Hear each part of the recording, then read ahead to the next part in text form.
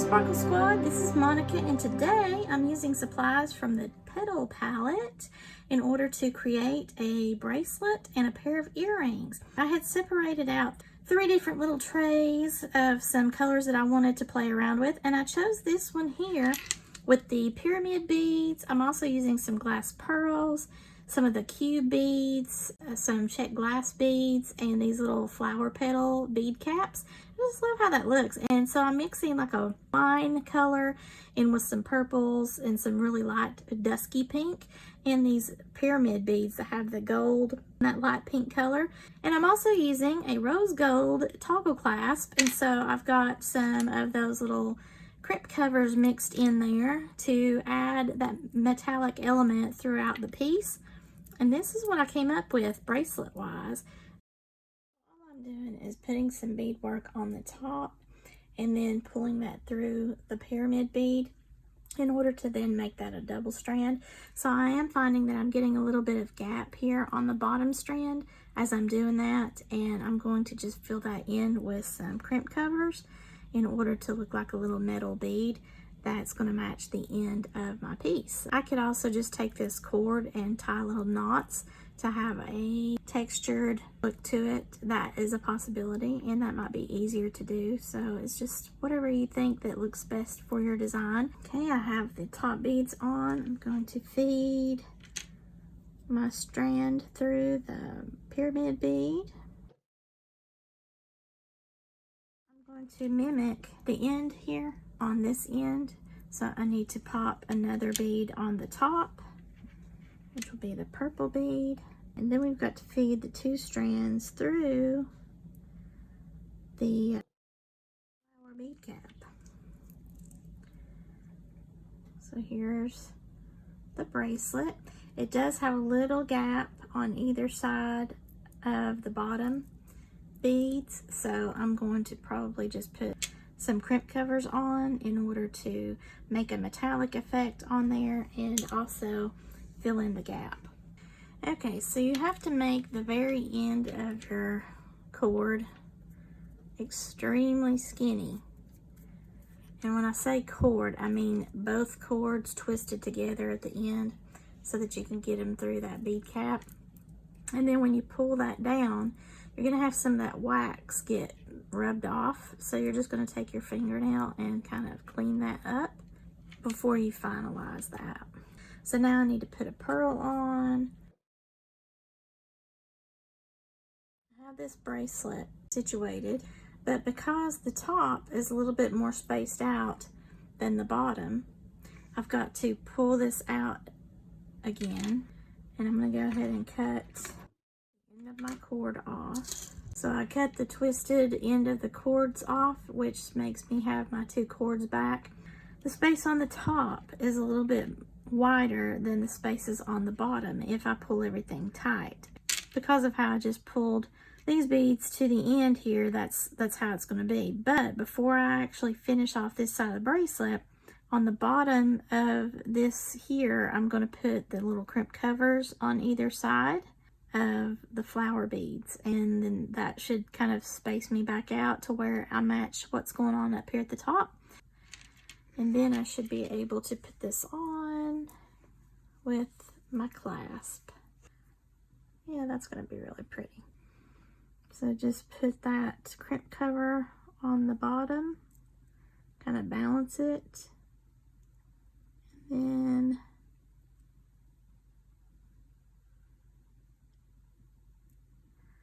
close, and then come over on the top so it doesn't look like a little egg. You're not flattening it, you're just going to have it look like a rounded bead. Because I haven't finalized anything yet, I should be okay space wise. Okay, and since this cord is waxed, my beadwork here on the end is being held, or helping to hold everything together. Okay, I'm going to take a jump ring and just open that up. We're going to pop on one side of the clasp. I'm using a flower toggle clasp onto this double loop finding here. I call it a clamshell There are multiple names for it. Make sure that my jump ring is on there good. So now I've got one end of the bracelet on. So now whenever I redid that beadwork to include those crimp covers, it extended the length of the bracelet. I decided to go ahead and pull that length back out because I kind of like this effect where it looks a little bit scalloped. It almost looks like a necklace. So then I'm going to take my little scissors here and cut to where I've got a good sharp angle to help me get through the center of this. Push it down to the bead. Now before I actually do anything to close that off, I'm going to put another crimp cover here on the end to mimic what I did on the other end. That way I don't have the clamshell scratching the pearl. So I'm just going to close this. Okay, so now I've got the clamshell over the top. I'm just going to tie my knot inside with both strings. Now you can use glue if you want to, but because this is a waxed cord, it's not really going anywhere. You can see it's kind of difficult to tie. I probably shouldn't have cut it so short. Should have just left the length on there. But there is a knot. I give myself just one more overhand knot. And again, this is inside clamshell. Now be careful when you pull this because the cord will pull apart. Make sure the knot will fit. And then I'm just going to take my scissors, cut this off. Again, if you want to put a dollop of glue, you can do that. Just put it on the knot itself. And then I just closed the clamshell. You can't see the cord. Grab a jump ring for the other side. I'm going to open that up. Pop the bar side onto this clamshell here. And then close that. Give it a squeeze just to be sure. And then there is my little bracelet. Now, if you wanted to have it to be smaller, you could take one of the ends off, but I find that it is nice to have a little bit of movement. And also the floral clasp makes it a pretty focal if you like that, but I like the beads. I've got a little bit too much room for me. This would probably be someone that would wear a size 8 bracelet comfortably without having to have any kind of extenders. And I wear a 7.5, so mine is just a little bit loose for my size that I like, but I do like the scalloped effect on that. Okay, so I didn't have any more of these pyramid beads, so I'm going to probably make that into a ring at some point later on. But I'm going to utilize some of the smaller components here and put with the pearls on some of these rose gold findings to create the earrings. It'll coordinate well with the bracelet while at the same time being able to use some of the same components and just make it a little bit different style. I've got some eye pins here. I'm going to feed on some of the beads because I think I'm going to do like a little dangle in the cube. I'm going to incorporate the colors of the pearls in with some of these little beads that I have. I'm going to stack them all on the eye pin. So we'll start out with the peach. Then I'm going to use these little daisy spacers in the rose gold color because it's got those little balls that you're going to see from the side, which then coordinates well with how I did the crimp covers, which look like little round beads. So I think that's going to tie in nicely. So it won't be exact, but it'll still be really pretty. I just need a little bit of a buffer in between the pearls here. And put the top on and top it off with one of the darker beads. That's really cute. I think I'm going to put one more of these drooks on here, the lavender drook. So I changed that around a little bit. I put the dark on the bottom and then that light lavender on the top because when I go to put the cube as a dangle right here, it's going to be light up against this dark right here. So I think that's going to look pretty cute and it'll coordinate with the bracelet overall. So I'm just going to use my little tool because it really doesn't matter how this earring is going to be facing due to the fact that it's just going to be turning around, and no matter what, it looks like the same on all sides. So I'm going to use my one-step looper tool to just make a simple loop, and this makes the same size loops every time. And also by me changing that from the faceted crystal over to that smooth round rook, it keeps me from worrying about busting that crystal or that glass there, because those facets tend to be easy to mar up when I'm using that tool. The smooths seem to be pretty hardy. So I'm just going to come over here and look, make sure my loop looks good there, and it does. I'm going to take the round nose pliers and just make sure I close that little gap there, and it's good to go. So now I'll be able to put this onto an ear wire just by lifting up. I gotta find which side it opens. I believe it's opening on the outer. All of these French hooks or fish hook style ear wires open up on different sides, so you just kind of have to turn it upside down and look under that ball bead right there to figure that out. And even sometimes it's still not that obvious. I'm just going to close that back.